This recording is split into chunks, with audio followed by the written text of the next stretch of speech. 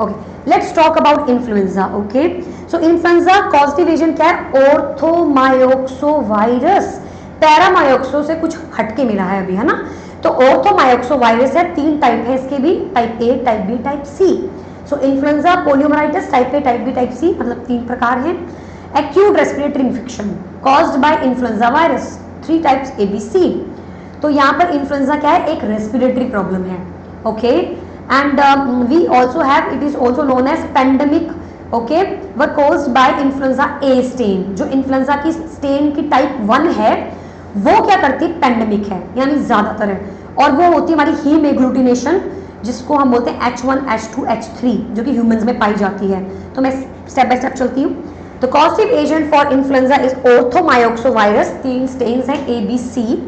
Acute respiratory tract infection caused by influenza virus, 3 strains हैं A B सी, जिसमें से जो इन्फ्लुएंजा की टाइप ए है वो पेंडेमिक है all over world, characterized by sudden onset of chills, malaise, fever, muscular pain. Influenza A virus have 2 surface antigen. तो भाई जो स्टेन A है तुम्हारी, उसके ऊपर H1N1 सुना ना, H1, H2N9 like this. So the influenza type A is basically H and N. Okay, H and N. अगर मैं H की बात करूं, इसके खुद के पास 3 स्टेन हैं। अगर मैं N की बात करूं तो इसके खुद के पास N1, N2, N3, N9, N4, you know बहुत सारी हैं। ओके, बट अगर मैं H1 और HN पकड़ूं स्टेन, तो गाइस ये स्वाइन फ्लू है। अगर मैं H5 और N1 पकड़ूं तो ये एवियन फ्लू है। Okay, so let me again repeat this thing. Influenza 3 types, 3 strains, stain A, stain B and stain C. The stain A is pandemic, that's why it's important. It has further 2 types, H and N. The full form of H is heme agglutinin and full form of N is neuroaminidase. The H is basically H1, H2, H3 which is human, okay, 16 में होता है हमारे पास, 16 number, and neuroaminidase it's H1, N9, you know, 9 numbers. तो basically ये इसके types हैं। Okay, just don't make it complicated, just types of you know haemagglutinin and neuraminidase. अब इसके मेन मुद्दे कहाँ से निकल के आए हैं, जो हम सोसाइटी में, जो हम अपनी कम्युनिटी हेल्थ नर्सिंग में पढ़ते हैं, वो क्या पढ़ते हैं? H1N1, H5N9, N1, right? So the H1N1 is your swine flu, H5N1 is your avian flu. So let's discuss that. What is shift? When there is a major change of antigen, तो उसे बोला जाता है shift होना। Drift antigen change in gradual over period of time, जैसे Covid की strain धीरे धीरे बदलती गई, बोला ये वाला स्टेन बहुत कॉम्प्लिकेटेड है, ये तो ठीक ही नहीं होने वाला है, तो वो ड्रिफ्ट है। And what is Swift? अब वो चेंज हो गया। What is drift? Slowly slowly वो रेजिस्टेंस ले रहा है अपने आप में और अपनी स्टेन को बदल रहा है, that is drift. H is responsible for the initiation of disease and N is responsible for the release of virus. Okay, तो जो H होता है हीमग्लूटिनेशन होता है, that is basically responsible for initiation of the disease, शुरुआत बीमारी की H कर रहा है, और N उसको दूसरे को फैला रहा है, उधर से उधर, उधर से उधर, उधर से उधर। इंक्यूबेशन पीरियड 18 से 72 घंटों का, with in 18 to 72 hours. Guys I still remember जब हम लोग यू नो, आपको मालूम है इन्फ्लुएंजा के अंदर ही कोविड भी आता है। Covid is also come under influenza, क्योंकि उसका कुछ खुद का तो कुछ आया नहीं, बट इन्फ्लुएंजा ही बोला गया, क्योंकि वो सब कुछ इन्फ्लुएंजा को ही रिप्रेजेंट कर रहा था। तो हम लोग जैसे मॉर्निंग ड्यूटी कर कर आए और शाम को पता चलता है कि टेस्ट पॉजिटिव है स्टाफ का कोविड का, कल ही पेशेंट देख के गया है और अगले दिन नहीं आया, उसको कुछ अजीब सा महसूस हो रहा है, टेस्ट पॉजिटिव आ गया। So the incubation period is 18 to 72 hours and the communicable period is with in 1 or 2 days before and 1 and 2 days after the symptoms. Okay, pathogenesis क्या है? वायरस एंटर करेगा रेस्पिरेटरी ट्रैक में, cause करेगा inflammation, necrosis होगी superficial epithelium of tracheal bronchial mucosa, बुखार रहेगा 3 दिन, और कॉम्प्लिकेशंस क्या होंगे?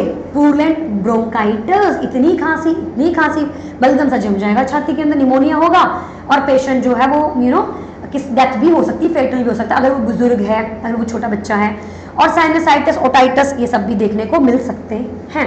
Is that clear? So what I want to learn, मैं क्या चाहती हूँ आप लोग इसमें से क्या याद रखो, इन्फ्लुएंजा का बेसिक याद रखो। रेस्पिरेटरी सिस्टम के अंदर भी हम इन्फ्लुएंजा को पढ़ते हैं, बट उस टाइम पे मैं इतना डीपली नहीं बताऊंगी एच एंड एन के बारे में, तो कृपया करके ध्यान रखें कि इसकी 3 स्ट्रेनें हैं एच एंड एन करके। एच जो है वो फर्दर टाइप्स की, एन फर्दर टाइप्स की, एच इनिशिएशन की है और वो रिलीज करती है वायरस को। ये एक वायरस है, influenza is a virus. Pathogenesis के अंदर कुछ भी खास नहीं है, सेम मेडिकल सर्जिकल में जो हम पढ़ते हैं वही आएगा। Now next guys we are going to talk about scarlet fever. ये इसका कुछ भी लेना देना नहीं है इसके साथ, बट हम दो करके पढ़ रहे हैं तो सेकंड हमारे पास आ जाता है। Alright, so let me add, alright, scarlet fever agent group B, group A beta haemolytic streptococci. Incubation period 1 to 7 days। Communicable period during the first 2 weeks of carrier stage. मतलब कि अभी लिया है तो उसको आ जाएगा। Please add me ma'am Ankita Sharma. Okay Ankita Sharma, you are already here. Okay, sources nasopharyngeal secretion of infected person and carriers, transmission direct contact with the infected person और droplet spread indirectly by contact with contaminated articles, ingestion और contaminated milk, other, मतलब सब कुछ ये तो आपको पता ही medical surgical में, it's like very viral disorder, very very common. तो भाई इसका बस इतना सा याद रखना है कि स्कारलेट फीवर एक कम्युनिकेबल प्रॉब्लम है, ग्रुप ए बीटा से फैल सकती है, डायरेक्ट कॉन्टैक्ट बोल लो, ड्रॉपलेट बोल लो, कंटेमिनेटेड आर्टिकल बोल लो, इंजेक्शन बोल लो, मिल्क बोल लो, फूड बोल लो, कुछ भी बोल लो भाई ये तो जाएगी फीको और रूट से फैल सकती है। क्या होगा इसमें? रैशेस, लाल रंग के रैशेस, जीभ के ऊपर, फ्लश्ड फेस, ये सारे कैरेक्टरिस्टिक फीचर। तो कितने हैं? 4 है total. Number 1 scarlet rash. The rash look like a sunburn and feels like sandpaper. It appears on the face and skin and spread to the trunk, arms and legs. If pressure is applied to the reddened skin it will turn pale. जैसे दबाओगे वो पेल हो जाएगी, फिर से वही red colour की हो जाएगी।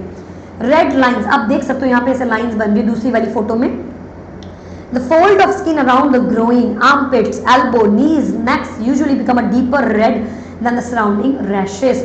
क्योंकि गाइस एक वो बनते हैं इसमें कॉम्प्लेक्सेस बनते हैं इम्यूनिटी के, कॉम्प्लीमेंट्री कैस्केड एक्टिवेट होता है हमारा, एंटीजन एंटीबॉडी कॉम्प्लेक्सेस बनते हैं, हमारी किडनी को ख़राब कर देते हैं वो लोग, फिल्टर ख़राब कर देते हैं, हमारे ब्लड में मूव कर पूरी स्किन को, पूरे ऑर्गन्स को। तो अगर वो हार्ट में तो रोमैटिक फीवर, रोमैटिक डिसीज हो जाएगा, अगर वो किडनी में जाके कर रहा है तो वो ग्लोमेरुलोनेफ्राइटिस कर सकता है, अगर वो कहीं और जाके प्रॉब्लम कर रहे हैं तो इस प्रकार से वो जीआई सिस्टम में भी कर सकते हैं। तो इस प्रकार से वो disorder organ to organ depend करता है, बट यहाँ पर कम्युनिकेबल है तो शरीर की तरफ ज़्यादा देखने को आपको मिलेगा।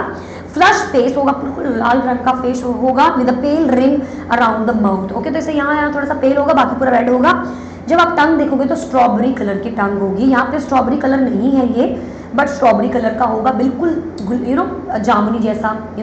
The tongue generally look red and bumpy and it often covered with a white coating early in the disease. तो शुरू में आप देख सकते हो कि वो यहाँ जमता जाएगा वाइट, लेकिन अगर आप पूरा कंप्लीटली स्ट्रॉबेरी टंग देखोगे तो लाइक कंप्लीटली जामुनी कलर। ओके, मैनेजमेंट में कुछ भी खास नहीं करना है, प्रिकॉशंस ही लेने होते हैं, क्योंकि आपको दवाई तो देनी पड़ेगी पेशेंट को।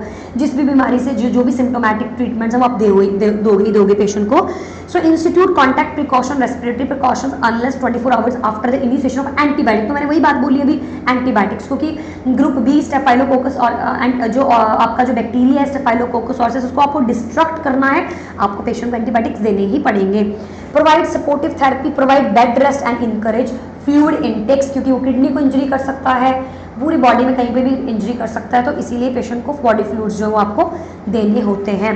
Guys, is that clear?